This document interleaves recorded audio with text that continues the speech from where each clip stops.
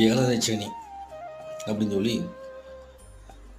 சனி பகவானுடைய காலம் வந்த உடனேவும் எல்லாருமே ரொம்ப மோசமான சூழ்நிலையில் பயப்படுவீங்க இல்லையா? அப்படியாரும் பயப்படாதீங்க.